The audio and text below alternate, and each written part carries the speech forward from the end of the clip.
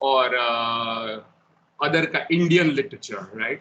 The term is misleading, and we should not get stuck up to its literal sense. But what it means is that it takes on board multilingualities, multiculturalities as its focus, right? So it's a kind of cross-cultural, cross-lingual approach to the study of literature and culture. So it's basically methodological, right? It's question of approach and methodology rather than literature like English literature or Gujarati literature or Hindi literature. It's not literature in that sense. Another thing that we discussed was comparative literature is not comparison for the sake of comparison. There ought to be certain basic rationales behind comparison, that what is the point that you are trying to make by pointing out how something is similar or different, right? That's the ground of comparison.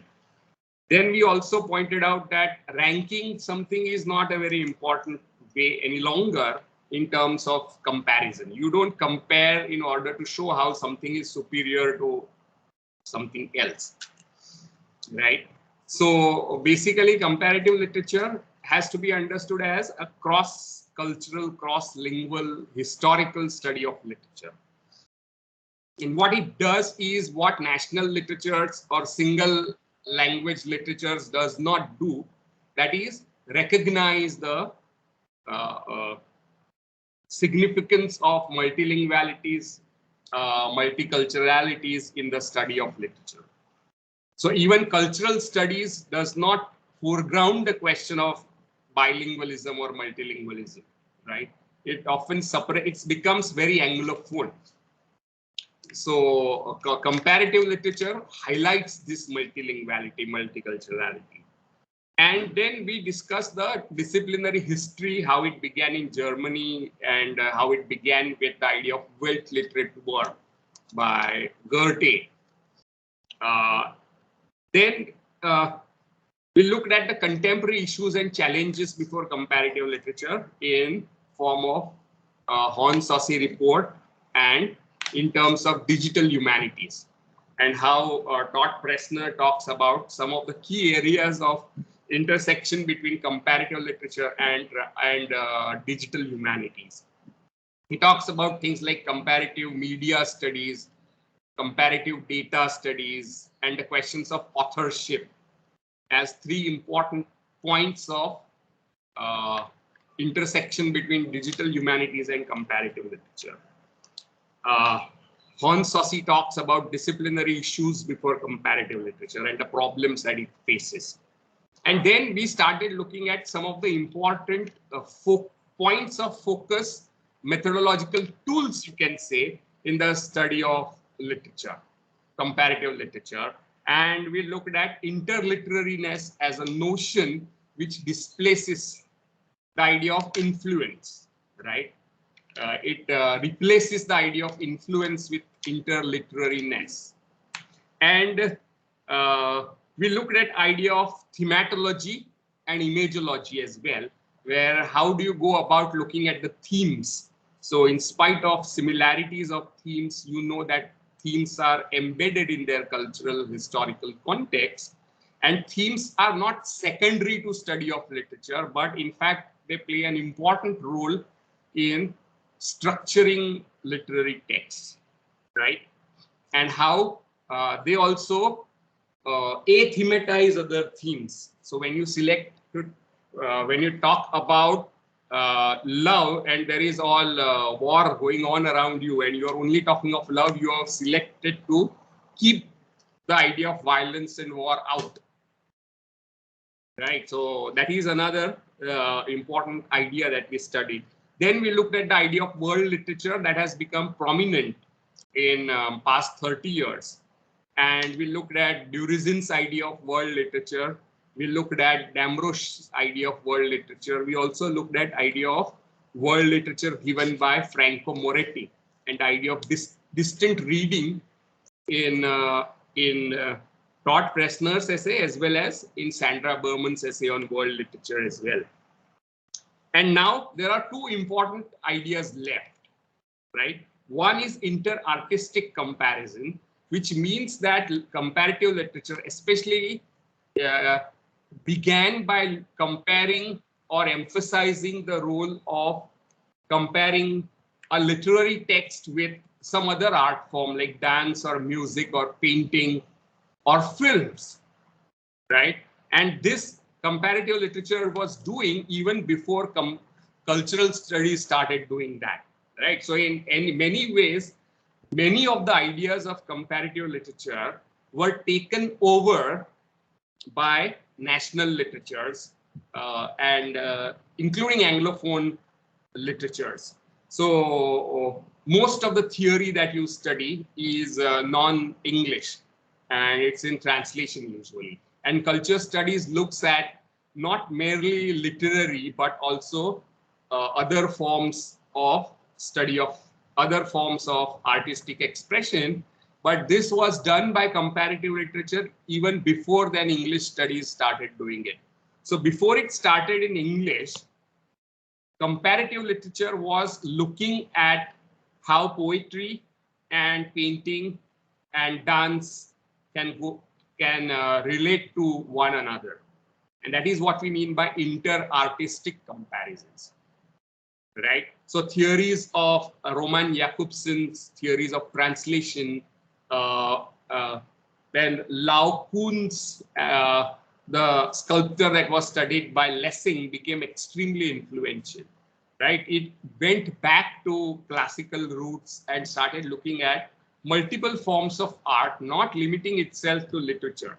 So comparative literature was already doing culture studies before culture studies started doing it in English, before Anglophone English studies emerged in the 60s, right? You find all these activities being done in 19th century and early 20th century. Especially the American school of comparative literature was looking at literature and other arts in a big way, right? So the two important ideas that are left to be discussed is interartistic comparison, which Soumya and Pooja and Sachin will talk about. And then the last and probably the most important idea is that of translation, right? Which forms the second half of your course.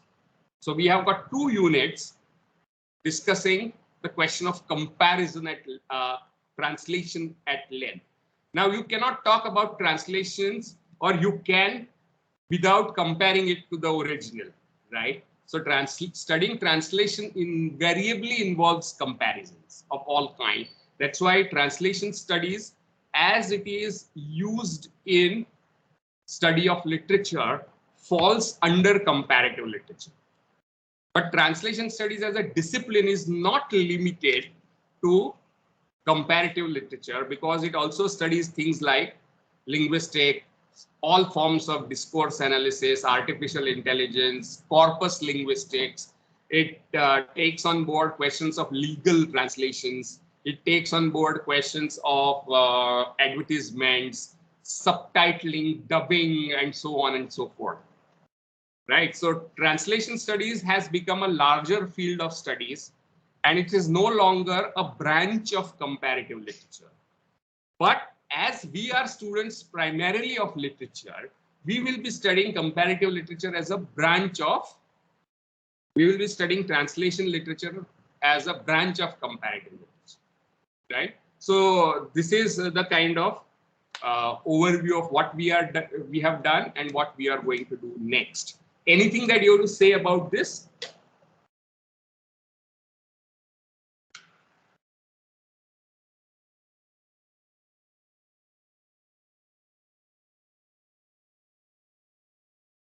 Any questions regarding what I have said?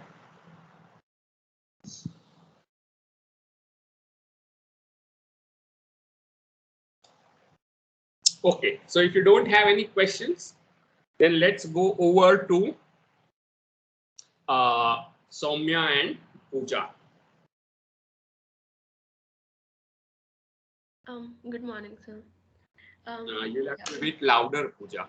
Yeah, I'll just give a quick apology because I have throat pain and cough, so yeah, I'll probably be a problem little while. Okay, so But I'll good that start. even if you have sore throat, you are doing presentation, which is a good thing. Thank you. Okay. Okay, the essay we are presenting today is Interartistic Comparison. This essay is a part of a work which is called Introducing Comparative Literature, New Trends and Applications.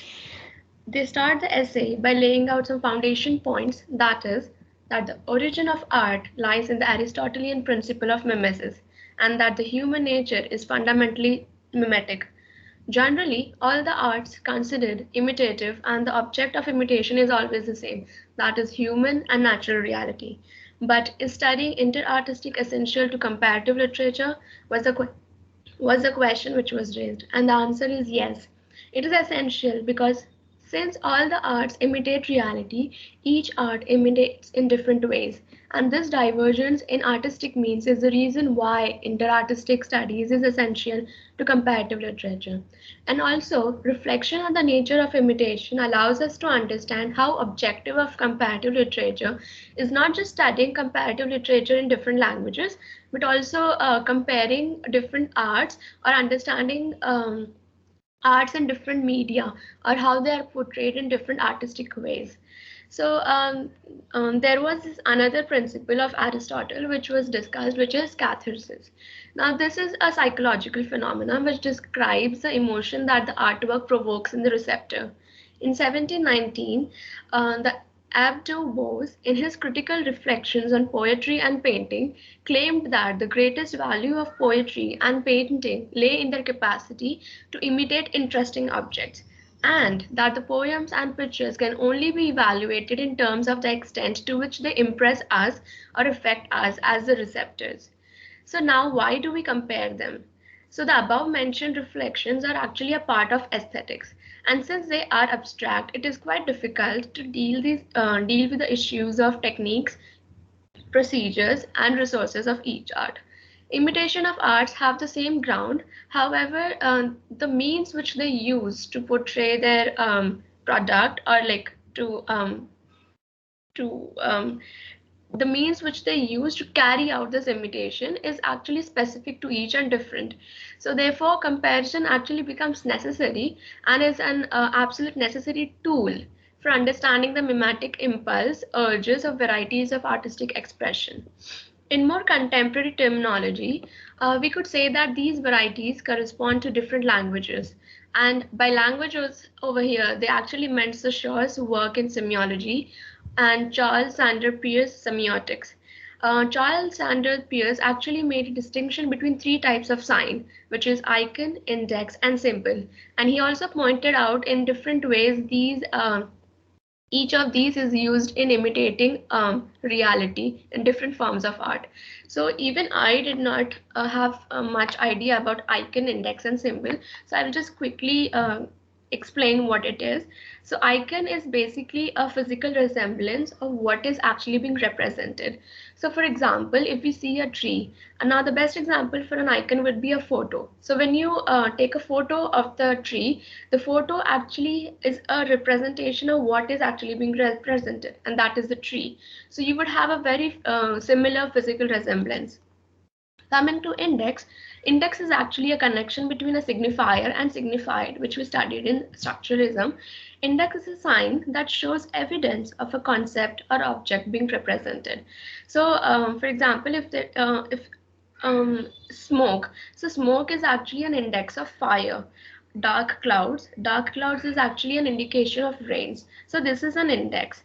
Now coming to symbols, symbols is actually a connection between a signifier and signified, and their relation is actually arbitrary, and this is culturally learned.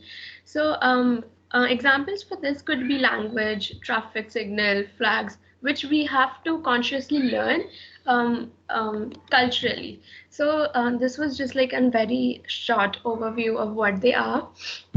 Yeah, moving forward, André Michel Rizzo actually calls art interartistic studies as global universe of science, and Hegel also placed poetry at the top of his hierarchy because literature, according to him, was a universal art. And now this literature actually contains imagination, and imagination is a foundation of all of the arts. So this was like what some of the famous people talked about interartistic studies and literature in general. Now well, there was a question now there was a question raised by Claudio Gillen as to whether the study of relations between literature and other arts should fall under the comparative literature, which is the question which most of us could ask while reading the essay. So to answer this, Emilia Pantini gave an argument. She argued that comparative literature is adequate sphere for these inquiries, as literature is a word-based and links between arts need to be verbalized. However, she does admit that literature is not totalizing, and nor is it a super art which includes all of other art forms. It is because since our society is structured and organized in such a way that communication and thoughts are actually passed to each other through language, so even our reflections on the like production of different arts or imitation of arts in different ways is produced in the same way. The consolidation of this question, the interartistic sphere as proper to comparative literature, is also seen in the work of H. Remarque, A. Owen Aldridge, Ren Welek, C.S. Brown's Music and Literature. Coming to the next topic, that is reciprocal illumination of the arts. So in this section, they talk a lot about German neoclassicist whose name was Lessing. Yeah. So his work of comparative literature, which is specifically Lacune, an essay on the limits of painting and poetry, was published in Berlin in 1766. And this is very fundamental regarding this essay. He attempts to correct the misreadings of the famous lines from Horace's Poetics, which were, as painting, so poetry. There will be one that seizes you more if you stand closer, and another if you stand farther off. This had actually been taken as a declaration of the submission of poetry to painting. So Lessing actually adopts an approach which we call reception theory to argue against it. So he talks about reception theory, and he also wrote in his prologue that similar effects like painting, sculpture, or any literary work has a similar effect on a man of a refined taste. In each case, the artist or a writer places before us appearance for reality or like absent reality, which he talked about. And this is seen as cheating, but also at the same time as consoling us. Painting and sculpture are static as they work with figures and colors and that are distributed in space. So the sign which would work according to painting and sculpture would be icon in semiotic terms, whereas literature is an art which in an articulated sounds succeed each other in time and are actually grouped together to form words. So this relation is actually arbitrary and conventional signs. So because of this, literature actually can represent actions with facility, which sometimes painters are very feebly able to attempt while representing the natural objects or bodies. Now, talking in context of the Alexandrian sculptures, Lessing actually like talks in consideration of a second count of Virgil's Aeneid. In in context of that, Lessing is actually very vehement in his rejection of the confusion of the two arts, because usually everybody considers poetry like becomes usually descriptive mania and painting a level of allegory, in which case this turns into a speaking picture and a mute poetry. Now it is also worth to remember that this issue is also from a theoretical perspective, semiotic perspective, and also from a comparative literature perspective. So he also makes a distinction between two forms of aesthetic expression, that is spatial arts and temporal arts. So in temporal arts, we have literature and also music and dance. And in spatial arts, we have sculpture, architecture, and painting. At the start of 19th century, this was a moment when there was a great expansion of comparativism being used as a method in various different disciplines and knowledge. But it was Oscar Walsall who, in his programmatic conference of 1919, actually coined the expression that reflects this comparative modality, which is the reciprocal illumination of the arts. In German, this actually says wechselseitige Erhellung der Künste. When this is a happy formulation that he did to that complements the notion of double talents. Creative artists such as Michelangelo, Blake, Hoffman, Rossetti, Pier Paolo, Federico are all included in this, and they actually expressed their art in using different artistic means. So when I was reading the reciprocal illumination of the art, I could not understand the reciprocal. What did it exactly mean in it? So when I translated, when we see the translated version of it, it is known as wechselseitige. So it actually fully translates to mutual. So the reciprocal over here actually means a mutual. So it's like the mutual action of like illumination of the arts on each other. Moving forward to the seven, moving forward to the seven arts of modernity, we see that semiotics, which is actually understood as a general theory of science, is used as a comparatist methodological instrument and a conceptual precision in the study of interartistic relationships. Studies of forms and structures and musical composition such as sonata, symphony, fugue, and counterpoint and literary forms help us to yield results of real value in studying the cinema. Now they would actually talk up, now there is an entrance of cinema in our discussion. So Apollinaire was in France one of the pioneers in the recognition of cinema as an art. Like Nicolas Vachel Lindsay in the US. Ricardo, Ricardo Canudo, in his Manifesto of Seven Arts, was actually inspired by Lessing in the dichotomy between spatial and temporal arts. According to him, on the screen there is a harmony because of science and art. One could finally capture and fix the rhythms of light, and there's also marriage of light and sound around an incomparable bonfire. And for this, for Canudo, this represents a perfect emblem of a new modern spirit. Cinema is now signified meeting point of space and time.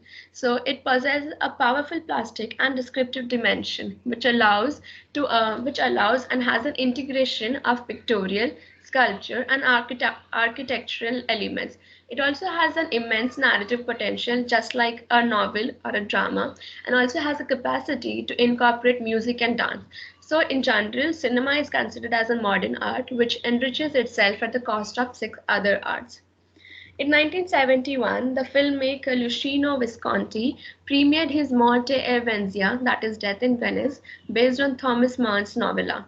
This Italian director actually wrote the script conjointly with Nicola Vidalgo and not only placed emphasis on the images and settings in the city, but also transformed Mann's protagonist, that is Gustav von Aschenbach, into a musician. So now in the movie, behind Gustav von Aschenbach, we can actually see the figure of Gustav Mahler, whose music is actually a fundamental element of the film. Its soundtrack includes the fourth movement from Mahler's Fourth Symphony, which plays over a wonderful vivid scene on Lido Beach. So this means that Mahler's composition, as well as contributing to musical decoration of the film, also played an important element to form a part of a narrative development of the story. So this is how they talked about cinema in general. Yeah. Yeah. So this is how they. Okay, you are. So this is how they talked about cinema in general with addition of music and how music also like helps in the development or enriching the narrative form of the text. So yeah, now Soumya would continue. Thank you. Yeah, okay, thank you, Pooja. Okay, so then the essay moves forward to discussion around transposition, hypertextuality, and post-processing. So, so these basically are terms which define how one in presentation, how the text takes. It's a discussion around Soumya, there is some problem with your audio. I think you will have to pick Am I not clearly? not very clearly. Okay.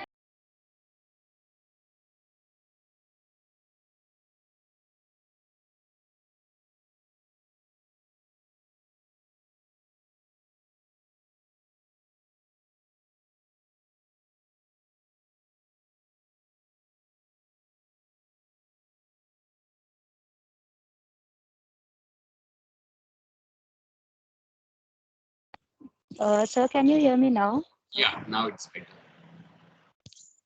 Okay. Okay, so so the essay moves forward to the discussion of transposition, hypertextuality, and post-processing. And it starts with the discussion around a person called John Numier, who is a specialist in bringing literary works to dance, and he has adapted many of Shakespeare's works into the form of ballet. So this process of him transferring a literary work to the to ballet is what Roman Jakobson defines as intersemiotic transposition from one sign system to another, or also known as transduction. So this term has basically been taken from biochemistry, but if in terms of literature, it incorporates two different processes, which is transmission and transformation. So in if you consider in biochemistry, it's simply the transmission of genetic material, but when you do that in literature, there is bound to be some kind of transformation since you're changing the entire science system. So what actually incorporates in transduction is basically insertion of one text into another genre. For example, if you feel that Heather has some element similar to that of Hamlet, then that would be an example of transduction. So insertion of one text into another genre, translation, critical paraphrase, or musical or filmic transduction, all of this are part of uh, would be part of transduction.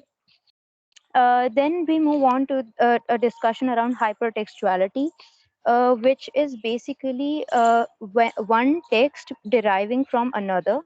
So if I say that text B derives from text A, then B would be a hypertext and A would be a hypotext. Um, so let's say I say that Heather derives from Hamlet. So here Heather would be the hypertext, which has been derived from the hypotext Hamlet. Then we move on to a discussion around Norbert. Okay, so when I say literature, the first thing that may come to your mind would be literary works. But according to Norbert Groben, that is only the beginning of it, since while literature is primarily communicative and social actions, um, that begin with creation and reading, it also includes literary products and those that are derived from it. So, if in case you were wondering what is the point of this essay, I would say that this point that literature is not simply you reading literary texts, but the products which derive from those texts, as in the phase which comes after a text has been created. Now, this phase is what you call post processing. In the post processing phase, you can term that as transformation of literary messages. A message that was inherently present in a literary work has been transformed to some other art form. Um, so this recreation of hypertext involves criticism, adaptation, commentary, parody, musical, creating a film over from a novel that you read. All of that would be part of this phase of post processing. So okay. N- Now the essay moves on to the statement which says that literary system, this entire thing, these different art forms are part of a literary system which constitutes a conditioning structure in which each element or phase or agent participates or depends upon every other element. So when I say that a person writes a novel, so that the producer, he becomes the agent, while the transformer, recreator, or post processor reacts to the reception of the work, elaborating another product relative to the first. So, in the statement, reception, I believe, is the main part that you should be focusing on, since the transformer is not reacting to the work, but the reception of the work. So, here, I guess the difference between influence and interliterary comes in that he is not directly being influenced by the work that he read, but there are certain interliterary elements present in the work that he is going to produce from the literary work that he just read. So, this entire thing is a literary system, and uh, uh, the reception of the work is a part of it. Then we move on. So, a hypertext is the ultimate origin, and the filmic hypertext that you finally see is the final product. So, it moves through various phases of translation, novel being written to being translated to someone else reading it, and it finally coming out as in the form of a movie, as you see in the case of Heather. So, all of this would, while it wasn't translated, but again it was not part of the Indian culture, yet it has certain, Heather has certain interliterary elements from Hamlet. So there you can see this system working out. And then we move on to the discussion of music and literature, and one of Marshall McLuhan's final reflections in his The Gutenberg Galaxy claim that the separation of poetry and music was first made visible in the printed page. So the separation happened owing to the modern technology, and so before the phonetic alphabet, the communication was fundamentally oral. But in around 3500 BC, you get the mobile printing press, and so poetry and music start to separate. So the basic similarity between poetry and music springs from the structural foundation, which is the same, as both of these are temporal arts, by which I mean that they unfold with time. So if you look at a sculpture, that would be a spatial art, but poetry is a temporal art, and so is music. Um, Both the arts are dependent upon immediate and tangible organization of passage of time. So then we discuss the ways in which these two are similar and how they are interdependent in certain ways.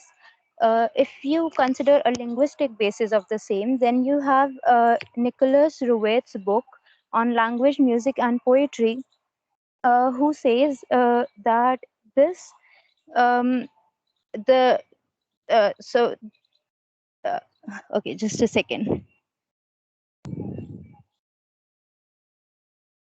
Okay, so so he says that in case of poetry, there is a projection of the paradigmatic over the syntagmatic axis, due to which you get recurrences or couplings, and this phenomena of repetition and variation would be determinant in any structural configuration that has a development in time. So since both of them are temporal art, so you see the repetition and the couplings which are present both in poetry as well as in music. Taking a bit moving forward, there are certain similarities which would be based on rhythmical principles between poetry and music. Uh, and similarly, you can see the ways that poetry and painting can be reconciled. So, in when you consider poetry and painting, you can say that the verbal flow is used to create visual harmonies. And okay, so when a painting, let's say, is inspired by poetry, so you can say that the verbal flow was used to create visual harmony, or the focus is not so much the focus would be more on the suggestiveness of meaning. So what the meaning of the word, the meaning that the word carries is what you see represented in a visual form. But it does not just spring from this suggestiveness, but even the way the words are organized on a page can give a visual can give some sort of visual pleasure in in the way that the way words have been distributed throughout the page can create a lyrically coherent picture. So if you consider the painting Nude Descending a Staircase, and which was and the the poem which is by the same name, you would get a better idea. An example of this is concrete or visual poetry, which basically this poetry derives from you looking at a painting. And even though this intermingling of arts may seem like a recent phenomena, it actually evolved from the Greek times, who used to call this technopegnia, or artful games, or in the Latin, uh, carmina figurata, or figurative poems. So the relation between poetry and music can be analyzed from three perspectives. The first was rhythmic or euphonic concerns.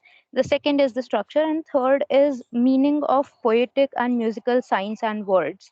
Uh, so uh, so when you look at a poem and a music from this semiological approach, you can see the difference, uh, the way arbitrary, conventional, or ambiguous nature of meaning plays an important part in what the poem was, the kind of meaning that the poem hints at, and the way that particular meaning is represented in music.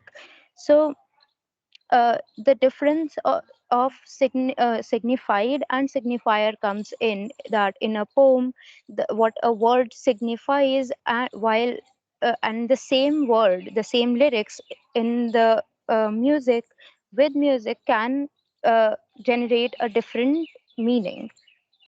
This springs from the fact that music is um, just a second. Uh,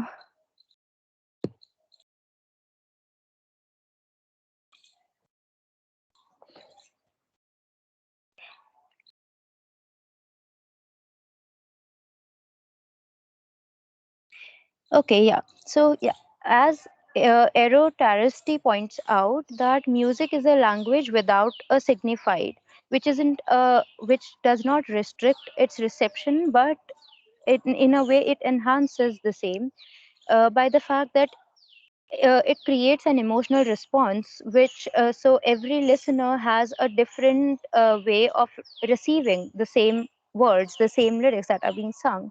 So even though uh, this focuses a lot of attention upon the listener or the receptor, and you can compare this with the reader response theory, and you may say that even that states that when you read a poem, the meaning that the listener, reader takes is important, and it is the reader who generates the meaning. And uh, so but when you consider this, when you say that meaning derives from the reader's sensibility, experience, and cultural horizons, it does not account for the fact that there is certain ambiguity of meaning which music captures better than literature. So the relation between signifier and signified is more concrete, I should say, in a poem than it would be in a song. So after this, okay. So after this, the essay discusses something called narrative listening behavior patterns, about which Francois Delalande talks about. So yeah, okay. So there are two different ways of yeah, okay.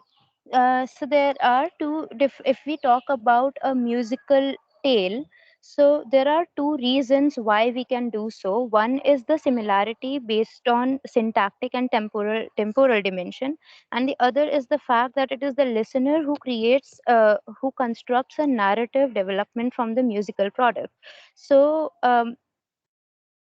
when you talk about the intersection of music and poetry, so if you consider ghazals, which originated in 7th century Arabia, and originally they evolved from qasida, which was a pre-Islamic Arabic poetic form, and turned to ghazals in 7th century Arabia and came to India in 13th century. So this entire, and until then they were not sung, they were still a written form. It is only around the 16th century that ghazals start to be sung in mushairas and in poetry. So in mushairas and by courtesans.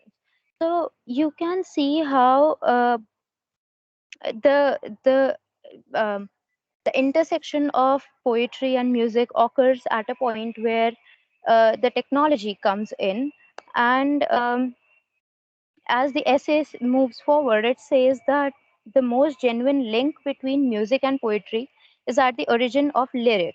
So, taking the example of the ghazals again, one of the characteristic of this intersection is how in when you listen to the same thing with in a musical form, so there are certain passages or certain verses which close with the maximum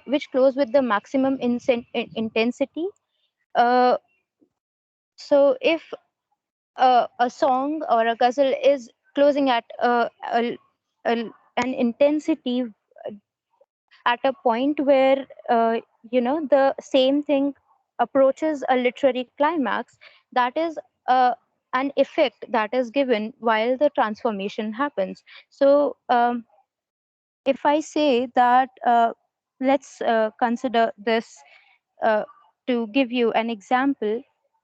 So if I say कौन जीता है तेरे जुल्फ के sir होने तक आह को चाहिए एक उम्र असर होने तक, that is something that I just read. But when this is sung by Jagjit Singh with all the music, the way the music changes, you would have a different effect. The same thing would have a different effect on you. So yeah, then the essay moves forward to talking about poetry and novels, and poetry and novels deriving a compositional scheme from music, of which an example would be A Clockwork Orange, in which Beethoven's Ninth Symphony plays an important part.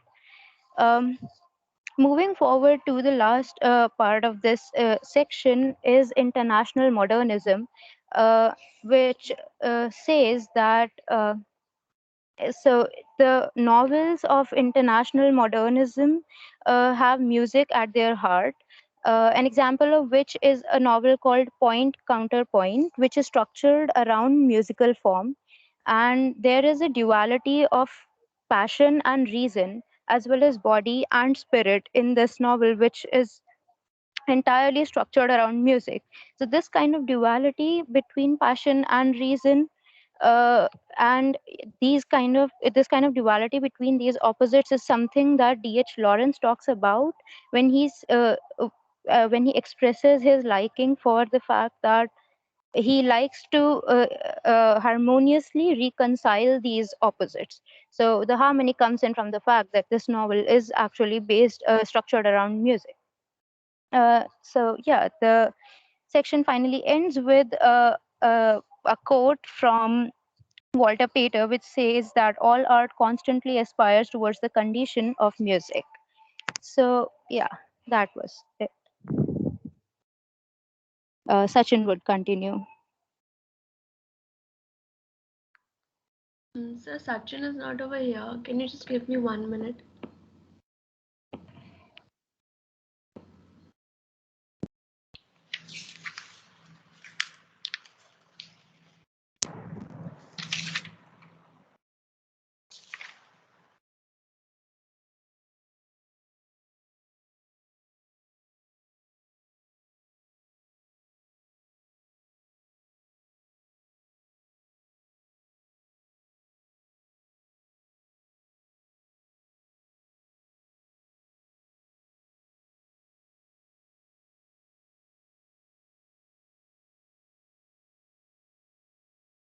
I think till Sachin joins us, anything that you want to say?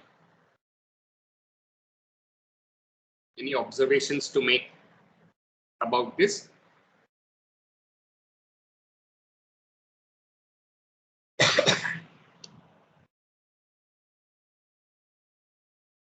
Sorry, sir. Sachin won't be joining, so it would just be me and Soumya continuing on his part. We'll try to do that. Yeah, it doesn't matter. Okay. Now we'll talk about literature and the plastic arts ekphrasis. So Plutarch actually attributed this as he says that a statement that painting was silent poetry and that poetry was a speaking painting. And this was an analogy that was also expressed in the East by the 12th century poet who also who refers to another poet and also a painter of Tang dynasty, Wang Wei.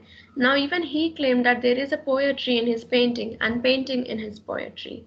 So this idea of mutual convertibility of the two became a cliche from Lessing's misreadings on. These are analogical comparisons that do not amount to a literal equivalence of two artistic systems that are in fact distant. Because painting is actually based on icons, signs that maintain a relation of similarity with the object or reality that they represent. Whereas literature, on the other hand, works with words, which in Pierre's terminology are symbolic, conventional signs. Lessing actually approached the theme of boundaries between poetry and painting while talking about Alexandrian sculptures that represent the mythological story of the death of Laocoon and his sons at the hands of goddess Minerva.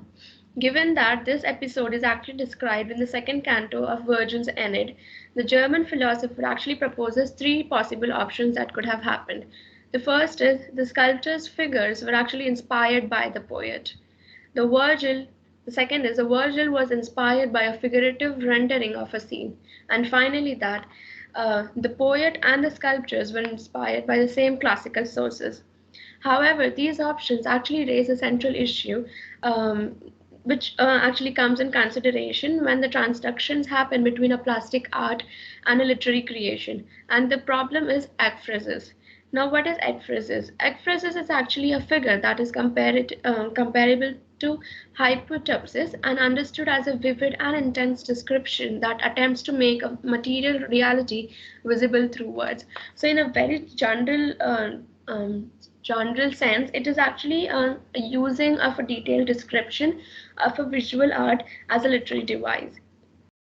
So, like this concept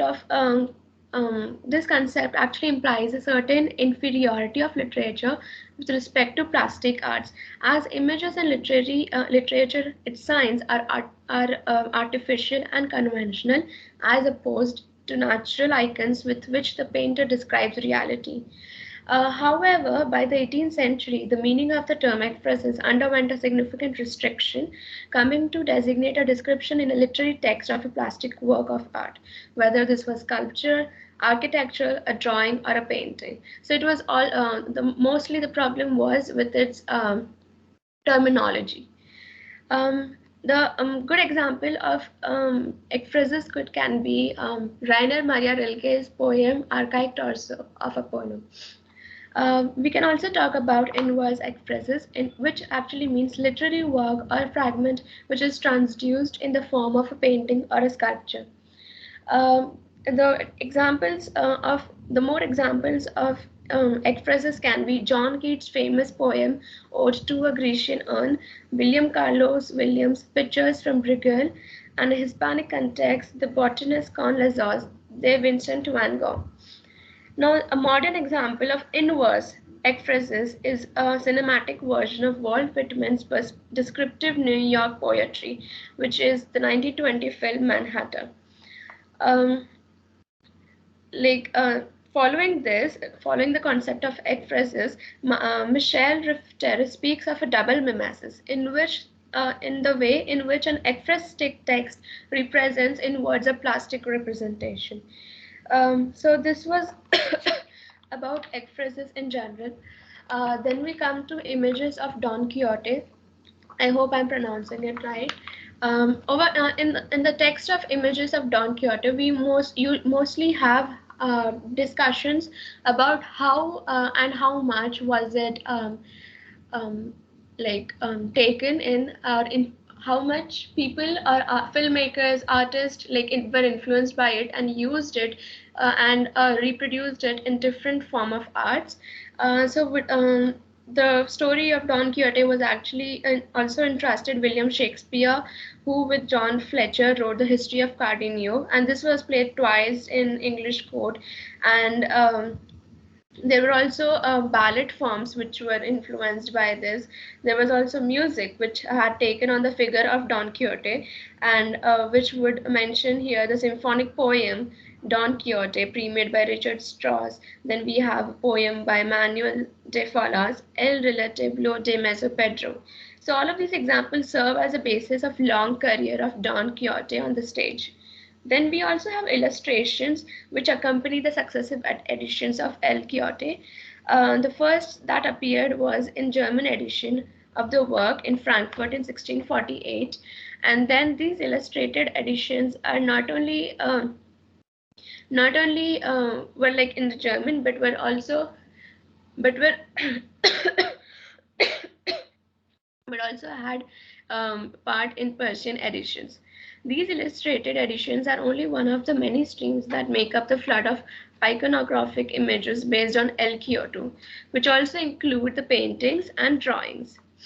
Now, there was also a cinematic adaptations of Don Quixote, which was the 1932 version of German expressionist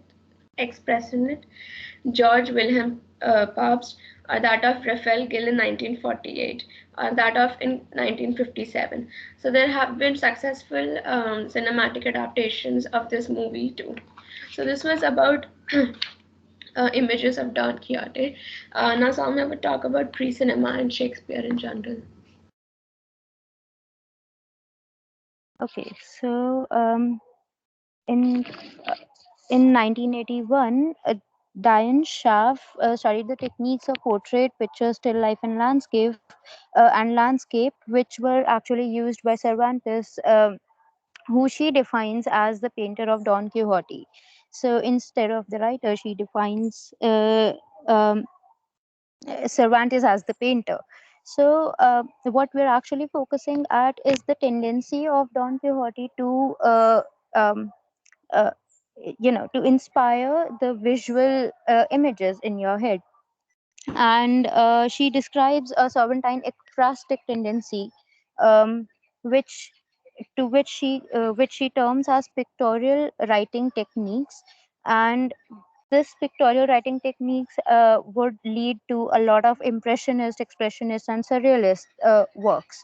Um, so the reason why we're discussing all of this is again to understand the attraction that El Quixote always has on the minds of the artists, and the kind of images that come to your mind. If and So in El Quixote there is so in novel you see a verbal reality, while in film you see a visual reality. But in El Quixote there is a verbal predetermination of the visual, um, and in the fact that even though even though it, you can see the words, but then there is something pictorial. And uh, uh, so not only in terms of aesthetic, pictorial, and descriptive elements, but also the fact that these are dynamic, relational, and cinematic. So when you talk about pre-cinematography, so there would be two dimensions to this. One would be the technical innovation before before the birth of cinema in around 19th century. So the technical innovation and the diverse art forms. So if you talk about the technical innovations, pre-cinema usually refers to the not usually pre-cinema refers to the period before 1895, And in terms of technical innovation, you have to consider the devices that were used prior to this date to animate and project images. So the device such as the magic lantern, uh, magic lantern to give to give you an image of representative magic. And the second tendency, as we talked about, are the diverse art forms. To create a pre-cinematographic universe would be to take into account the popular entertainment, art, stories, and narrative literature, which was prevalent at that time. And so there is a statement by Sandra McKetty, who says that it is in order to, when you consider pre-cinema, um, you cannot discuss film without taking into account the history of art, theater, literature, and culture in general. So that is largely about pre-cinema, which the essay ends with a discussion around the works of Shakespeare, which have, I believe all of us know that Shakespeare has his works have largely been adapted into various forms. And so there is this play by him called Henry V, and French studies of pre-cinema focus largely on this, especially on the role of the chorus. Um, so the chorus here has a very fascinating prologue, which explores the questions that are which revolves around the themes, the questions, and which are prevalent in the play. Uh, what this chorus does is not just give you an idea of what is going in the characters' minds or what the underlying theme of the play, but it also does the role of uh, to compensate the deficiencies of the scenic apparatus of a playhouse such as the Globe.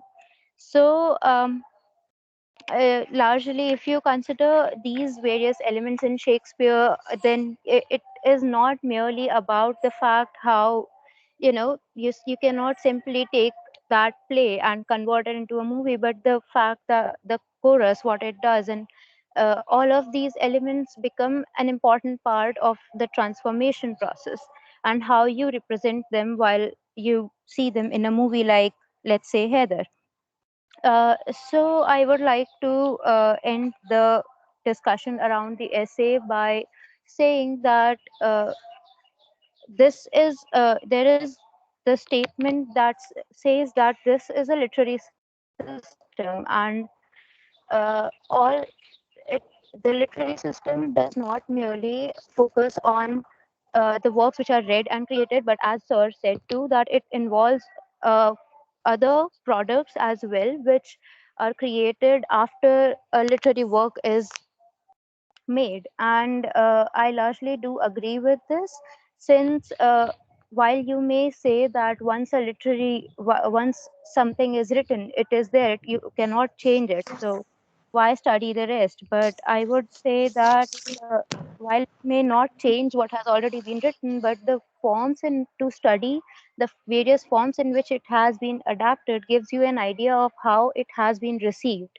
And listeners are or readers are always an important part of any text. So yeah, that was it. So very good. So you have summed up most of the important ideas, and these are the ideas that allow you to research. It gives you a terminology and concepts to research uh, adaptations, right? Conversions of, say, for example, literary text into games and games into literary text, and so on and so forth, right? Which now can fall under the ambit of comparative literature, right? Something that is already there that you find in culture studies, but you find the tools for specific analysis of interartistic give and take, right? And a term that was used by, who was that? Reciprocal innovation, reciprocal illumination of arts by Oscar Walzel, that there is a kind of give and take that happens between works of art in various medias, at a semiotic level, right? And that's why you find this discussion of Charles Sanders Peirce, Jacobson, among others, Janet, and others who have talked about the process of this exchange or interaction between various media, right? So that this is the theoretical framework that is used very often in comparative literature to talk about literary work. Now, when it is done into cinema or a TV series, it is an example of inverse expresses. It is also an example of intersemiotic translations, right? It's also an example of hypotext and hypertext. It's also an example of traduction, which involves transmission and transformation, right? And it is also an example of post-processing, in the sense that one novel, when it is made into a cinematic adaptation, it is post-processed. Post-processing, not to be confused with the cinematographical post-processing, but as interpretative and translational kind of activity that happens on the literary text or on the story that is converted into a cinematic form or audiovisual form. So what do you have to say about all this? Any questions about this? Anything that comes to your mind?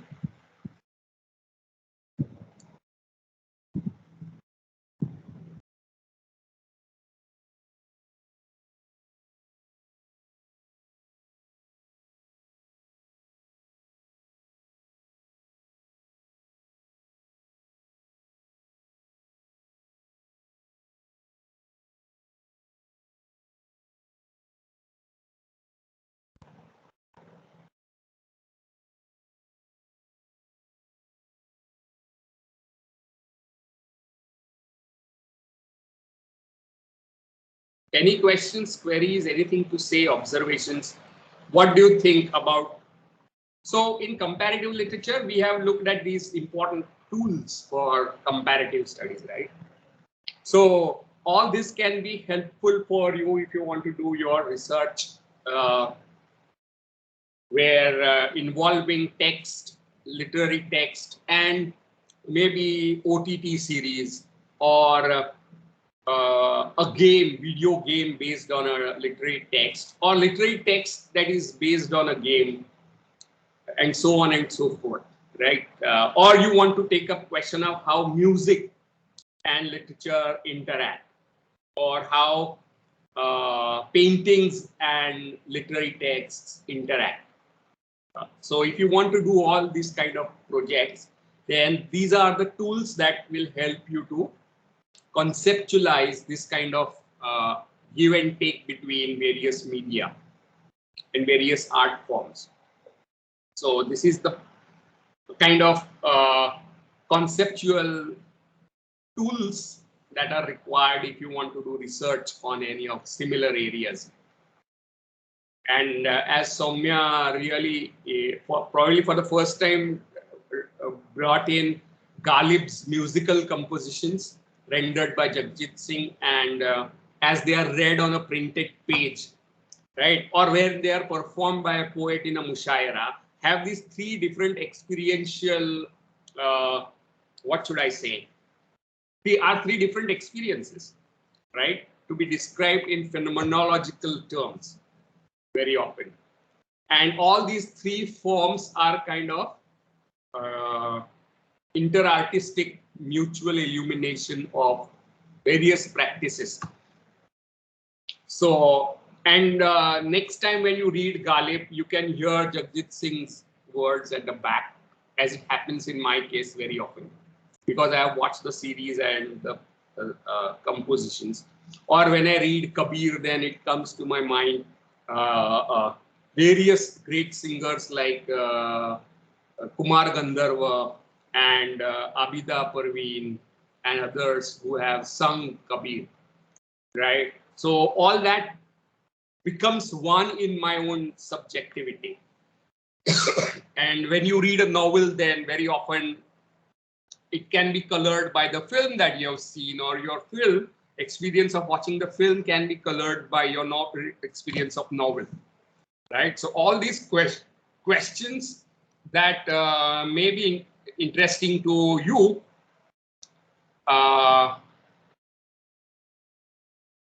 have these kind of tools. So this is a tool set for doing research on this.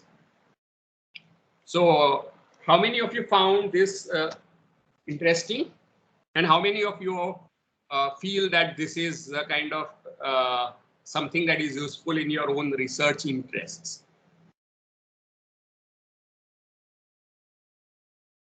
So, when I was talking about Mellor's composition in Thomas Mann's movie Death in Chemistry. So in some ways, there's also similarity on how they talked about music being just in musical decoration, and also like in the narrative development of the story. In Heather too, we have the song Bismil. So it's just not in the background. It is also being like, the story is also being told in that song itself, just by portraying a drama and stuff. So it is also a part of the narrative. Yeah. Very. Yeah. And not just that, I don't know if you have seen the Gravediggers song in Heather as well, right? Gravediggers scene is a very important scene in Hamlet, where he looks up various skulls, and this is the skull of this person, and there is a song. So it is actually a kind of comic relief, a kind of device that it was found on Elizabethan stage to relieve people of tense situation in a tragedy. And intermingling of tragic and comic was frowned upon by certain French and other neoclassical scholars, to which Samuel Johnson defends this, right? I don't know if you remember Samuel Johnson's essay on Shakespeare or discussion of Shakespeare, how he defends Shakespeare. And he points out that all the generic convent divisions between tragedy, comedy are artificial, because if you look at mimesis in its depth, then life is neither comic nor tragic nor farcical, but it's mixture of all these things. So if you are really committed to mimesis, which is the classical concept, then the artificial divisions that are followed under the name of neoclassicism are no longer valid. And that's why Elizabethan theatre, especially Shakespeare, was far more classical than the classicist thing. That's how he defends Shakespeare. I don't know how many of you remember Samuel Johnson's defense of Shakespeare, right? Right. So in Heather, this Gravedigger scene is also rendered as a song. So I think you want to look it up. You may want to look it up, how it is done. Yeah, when you talk about the comic relief, I believe the two friends in Heather, the two Salmans in Heather are, and they also, there is this one scene where they say to do or not to do. So, that also gives you a very So there clear is a idea of. parodic element as well, Right. right? Right. So that is that. But also, when I was looking up for the history of ghazals, there was this one line which says that ghazal is not sung because there is something inherently musical into the words, but it has now developed into a song oriented musical expression. So Yeah. the thing really does talk. I mean, you get an idea of what the essay is saying. It's the intersection happened because of technology and everything. So Very yeah. correct. So how historical developments affect interartistic illumination, mutual Exactly. reciprocal illumination is also a very important idea to be kept in mind. In fact, if Right. you look at Ricotio Canudo's theory of cinema, published in 1916, right? He says almost in a Hegelian manner that cinema is the ultimate total art form. All other art forms are sublimated and sublated. I'm sorry. That's the Hegelian term, right? All the artistic form and the divisions between, say, plastic art and temporal art. That is, plastic arts are sculpture, architecture. These are painting. These are plastic arts. But temporal arts are music and so on. So literary text in some way. Yes, yes, I have seen Kabir Cafe. Yes, very much. Thank you for pointing that out, reminding me. So I think all of you can look up Kabir Cafe as well. But the point that I'm making, that cinema is seen as art which has all other art forms are absorbed by it, and it makes a new art form. And that's what, so it's a highest form of art. Almost Hegelian linearity is seen in his conception of art.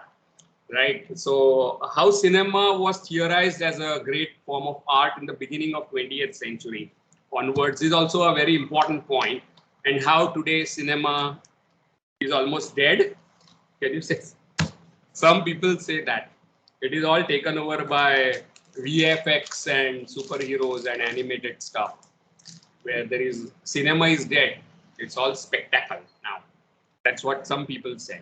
That's why OTT forms the future of audiovisual life. But all this linearity apart, what is important is historicity, right? Instead of looking at it as a linear thing, how developments in technology impact art.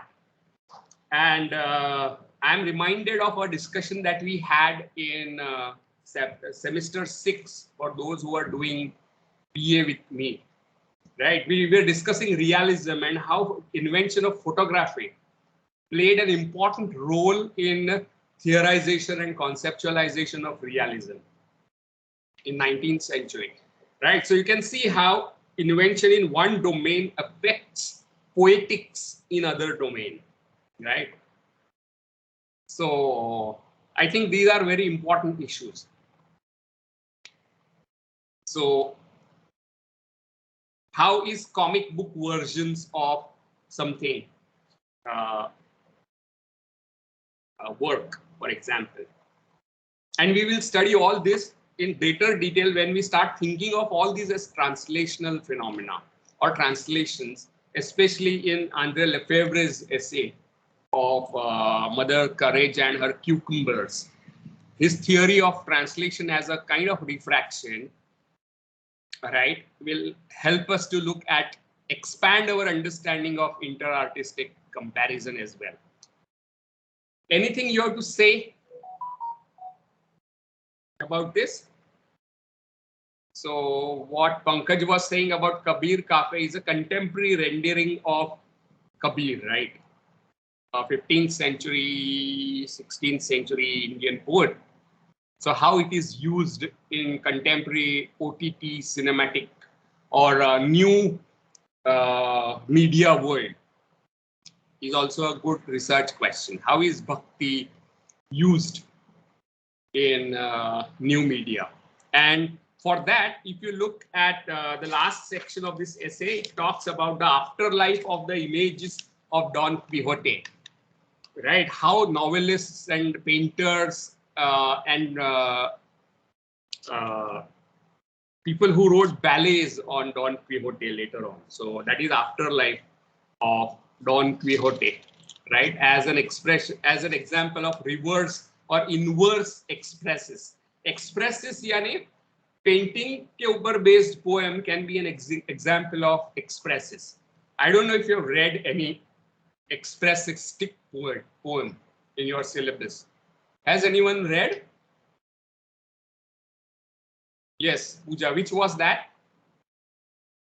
It was actually on a sculpture by Rilke, like, you know, the archaic torso of Apollo. Sculpture of Rhodes, statue of Rhodes. It's like actually, like, you know, it's not ultimately it's not found out ki kaun sa specifically he saw, but there's like, you know, Lavore mein the Claventier wala, there are like two statues which he might have seen. Probably one of the most famous expresses is W.H. Auden's poem on Icarus. Yeah, the falling of Icarus. Yes, yes, yes. And another very famous expressistic poem is W.B. Yeats' poem called Leda and Swan. I don't know. Bachelor's में पढ़ा था sir. So expresses Based based on pain. Yes. So Okay. inverse expresses. For inverse expresses, we can have so many movies of Anna Karenina. These are inverse expresses, right? All adaptations of literary texts are inverse expresses. Paintings based on Ophelia, for example, are also very famous. Right, and he talks about pre-cinema, the idea of pre-cinema. That is, in one way, pre-cinema talks about earlier developments in photography that led to cinema. But in a broader sense, now when you think about pre-cinema, people talk about entire tradition of visual representations of a particular thing, literary or something. And in Indian context, I'm always reminded of Ragamala paintings. Ragamala paintings are visual paintings of a particular rag. So the bhav of that rag is rendered visually. Right? Rag is a melodic formation that is used in singing, Indian classical singing. And that is represented as a visual painting. So it shows rag and raginis, or feminine form of rag, right? So you may want to look up this rag ragini paintings, miniature paintings, which are representation of musical forms in visual forms.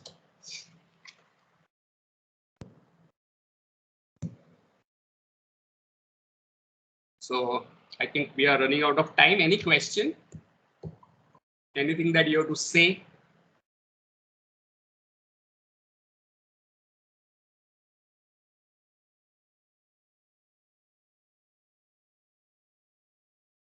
सो गए क्या सब लोग कथा सुनते सुनते, या कोई और काम में बिजी हो गए?